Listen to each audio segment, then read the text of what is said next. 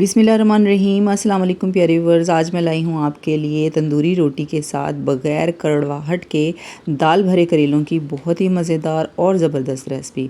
ये इस कदर आसान और ज़बरदस्त तरीका है करेले पकाने का, अगर आपने इसका एक भी पॉइंट मिस कर दिया तो आपके करेले कड़वे बन जाएंगे। तो इसलिए आपने बिल्कुल भी एक भी पॉइंट मिस नहीं करना है।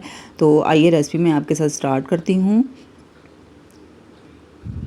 इसके लिए सबसे पहले जो है ना, करेले जो थे इनको मैंने अच्छी तरह से ऊपर से पील ऑफ कर लिया था, इनको छील लिया था अच्छी तरह से, इनका पोस्टमार्टम भी कर दिया था। ठीक है, इसके सारे अंदर से बीज निकाल दिए थे। ठीक है जी। अब यहाँ पर बहुत अहम जो है ना टिप वो ये है कि आपने जब करेले जो है इनको नमक लगाना है ना, उस वक्त जो है ना चम्मच की मदद से करेलों की अंदर की जो स्किन होती है ना, इसको आपने लाजमी रिमूव करना है, क्योंकि आप इसको रिमूव नहीं करते हैं जिसकी वजह से करेले एक तो कड़वे बनते हैं और इसकी जो स्किन है ना वो बहुत पकाने के बाद भी जो है ना इतनी मोटी मोटी होती है कि खाने को बिल्कुल भी दिल नहीं करता। बच्चे तो वैसे ही छोड़ देते हैं। ठीक है, तो आपने जो है ना चम्मच की मदद से इसके अंदर से जो है ना ये सारी स्किन, जो वाइट कलर की स्किन है ना, ये सारी आपने रिमूव कर देनी है। इससे जो है ना छिलका एक तो पतला हो जाएगा और दूसरे नंबर पे सारी कड़वाहट जो होती है ना वो इसी में होती है। नमक लगाएंगे तो इसका पानी जो है ना, सारा कड़वा पानी है जो वो खुद ब खुद निकलना शुरू हो जाएगा। ठीक है, इसको आपने 10 से 15 मिनट के लिए जो है ना नमक लगा के उसके बाद इनको अच्छी तरह से वॉश कर लेना है। ठीक है। अच्छा जी, यहाँ पर दाल लेनी है। ये 1.5 किलो करेले हैं और यहाँ पर मैंने 1.5 पाव चने की दाल को रात भर भिगो दिया था। आप देख सकते हैं ये कच्ची दाल है, सॉफ्ट हो चुकी है। उसके बाद यहाँ पर मैंने लिए हैं प्याज, ये 3 पाव के करीब प्याज हैं, इनकी चॉप कटिंग करनी है। और यहाँ पर मैंने 1.5 पाव जो है टमाटर लिए हैं, इनकी भी मैंने चॉप कटिंग कर ली है। ये तकरीबन 15 से 20 हरी मिर्चें, इनको बारीक बारीक कटिंग करके रख लेना है। ठीक है, यहाँ पर 2 टेबलस्पून लहसुन अदरक का पेस्ट है। अच्छा जी, सबसे पहले जो है ना हमने स्टफ़िंग रेडी करनी है, करेलों की स्टफ़िंग रेडी करनी है। उसके लिए जो है ना सबसे पहले ये जो हमने प्याज, टमाटर, हरी मिर्ची काटी हुई, इनमें से हमने थोड़ी थोड़ी सी चीज़ें जो है ना इसके अंदर डालनी है। ठीक है, यहाँ पर तकरीबन आधी मुट्ठी जो है ना इसके अंदर मैंने प्याज डाल दिए थे। ठीक है, उसके बाद यहाँ पर मैंने इसी तरह से थोड़े से टमाटर डाल दिए थे। ठीक है, और उसके बाद इसके अंदर हरी मिर्चें डालनी हैं और उसके बाद इसके अंदर 1 टीस्पून जो है ना हमने डालना है लहसुन अदरक का पेस्ट। ठीक है, ये स्टफ़िंग हमने पहले इसकी रेडी करनी है। अक्सर लोग जो हैं वो चने की दाल को वैसे ही बॉईल कर लेते हैं, नमक मिर्चें डाल के और भर लेते हैं। इस तरीके से बिल्कुल भी ना बनाया करें, आप इस तरीके से बनाएंगे तो बहुत मज़े की बनेंगे। अच्छा जी, यहाँ पर जो है ना अब हम इसमें मसाले डालेंगे। ये हाफ टीस्पून जो है ना सारे मसाले डालने हैं, जिसमें लाल मिर्च पाउडर है, पिसा हुआ धनिया है, नमक है, हल्दी है और उसके बाद जिसके अंदर मैंने चाइनीज़ नमक डाला है। ठीक है, चाइनीज़ नमक आपने लाजमी डालना है, इससे जो टेस्ट होता है ना सालन का, मसाले का, बहुत ज़बरदस्त हो जाता है। अगर चाइनीज़ नमक नहीं है तो जो आपके पास अगर चिकन पाउडर है तो वो भी डाल सकते हैं। अच्छा जी, उसके बाद इसके अंदर मैंने पानी डाला है, 1.5 पाव पानी डालना है आपने। ठीक है, क्योंकि दाल जो पहले ऑलरेडी भिगी हुई है, जब हम इसको पकाने के लिए रखेंगे तो प्याज और टमाटरों का पानी भी इसमें जो है ना शामिल हो जाएगा।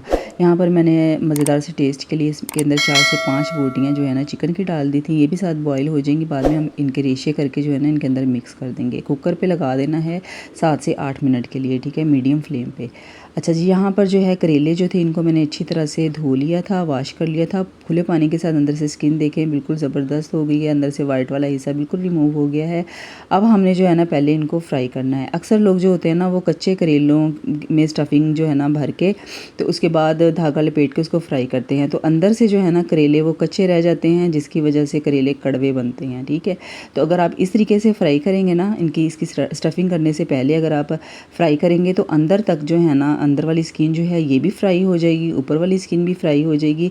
तो जब आप पकाएंगे ना, खाएंगे तो ये बिल्कुल भी कड़वे नहीं होंगे, खाने में बिल्कुल भी कड़वे नहीं होंगे। ठीक है, बस ये देख सकते हैं आप, इस तरह का गोल्डन कलर आ चुका है, अंदर से भी ये पक चुके हैं और ऊपर से भी इनका गोल्डन कलर इस तरह का आ चुका है। ठीक है, अब हमने जो है ना इन करेलों को अच्छी तरह से निचोड़ के, इनका घी जो है ना अच्छी तरह से निचोड़ के इनको निकाल लेना है सारे करेलों को। ठीक है, इनको ठंडा होने के लिए रख देना है। अच्छा, यहाँ पर दाल हमारी जो थी ये गल चुकी है, आप देख सकते हैं। उसके बाद जी इसके अंदर जो है ना मैंने थोड़ा सा चाइनीज़ नमक डाला था।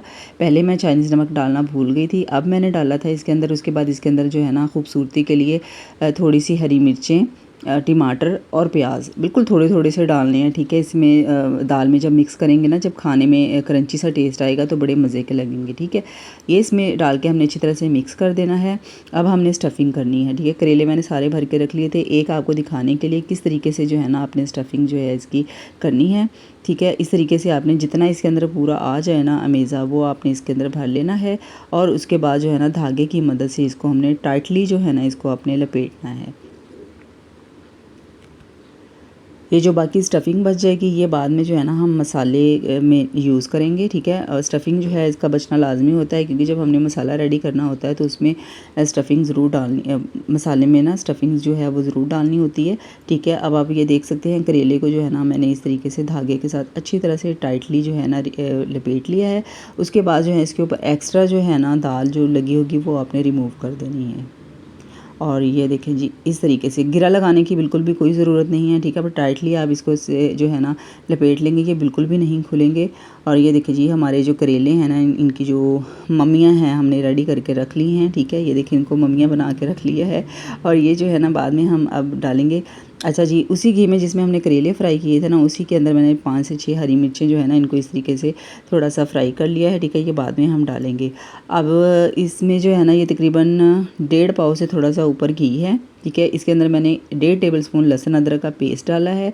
इसको हल्का सा लाइट गोल्डन होने तक जो है ना हम फ्राई करेंगे। उसके बाद इसके अंदर हम सारा जो हमारा प्याज, टमाटर और हरी मिर्चें हैं ना, तीनों चीज़ों को इकट्ठा ही डालना है, ठीक है। इनको हम जो है ना मीडियम फ्लेम पे फ्राई करेंगे। इनको सॉफ्ट नहीं होने देना है। इनको उसके साथ ही जो है ना फ़ौरन हमने मसाले डाल देने हैं। 1 टीस्पून लाल मिर्च पाउडर, 1 टेबलस्पून पिसा हुआ धनिया, 1 टीस्पून हल्दी, 1 टीस्पून जो है चिली फ्लेक्स डाले हैं, 1 टीस्पून नमक डाला है और 1 टीस्पून मसाले के अंदर भी जो है ना हमने चाइनीज़ सॉल्ट डालना है, ठीक है। ये सब डाल दिया है। अब हमने इसको फ्राई कर लेना है।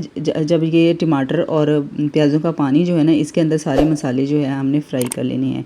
जब आप देख लेंगे पानी इसका बिल्कुल ड्राई हो चुका है, ये देख सकते हैं, देखिए पानी बिल्कुल ड्राई हो गया है। उसके बाद जो है ना इसके अंदर हमने दाल डालनी है। ये जो बची हुई स्टफ़िंग थी ना ये वो डाली है इसके अंदर, ठीक है। ये डालने के बाद इसको अच्छी तरह से मिक्स कर लेना है। 2 से 3 मिनट तक जो है ना इसको हमने मसाले के अंदर भून लेना है। उसके बाद जो है हमारे जो स्टफ़िंग किए हुए करेले हैं वो डालने हैं इसके अंदर। अच्छा, करेले जो है ना अगर आप दोबारा से फ्राई करना चाहते हैं तो आप घी में दोबारा से भी फ्राई कर सकते हैं। अगर आप इनका कलर जो है ना ऊपर से छिलकों का कलर गोल्डन करना चाहते हैं तो आप वो भी कर सकते हैं, ठीक है। यहाँ पर मेरे करेले जो थे ये बिल्कुल ठीक थे, तो इसलिए मैंने दोबारा से जो है ना इनको फ्राई नहीं किया है। अब इसके अंदर सारा मिक्स कर दिया है। मिक्स करने के बाद जो है ना इसमें हरी मिर्चें डालनी है, पिसा हुआ गरम मसाला जो है वो ऊपर छिड़क देना है और हरा धनिया डाल देना है। उसके बाद बिल्कुल दम वाली फ्लेम पे जो है ना 5 मिनट के लिए इसको हमने दम पे लगा देना है। और ये देखें जी, उसके बाद डिश आउट कर लेना है। हमारे मज़ेदार से दाल भरे करेले बिल्कुल तैयार हो चुके हैं। आपने मुझे ज़रूर बताना है आपको ये रेसिपी कैसी लगी है। और जो चैनल, अगर आप नए हैं ना चैनल को सब्सक्राइब करना मत भूलिएगा। ऐसी ही मज़ेदार और ज़बरदस्त सी रेसिपीज़ जो है ना मैं आप लोगों के लेके आऊँगी, देसी खानों की रेसिपीज़, ठीक है ना। तो आपने लाजमी चैनल को सब्सक्राइब करना है। वीडियो अच्छी लगे तो सबके साथ शेयर ज़रूर कीजिएगा। प्यारा सा कमेंट दे के मेरी हौसला अफजाई कीजिएगा, ठीक है जी। और अपना बहुत सारा ख्याल रखिएगा। दुआओं में अपनी बहन को याद रखिएगा। अल्लाह हाफिज़, फ़ी अमान अल्लाह।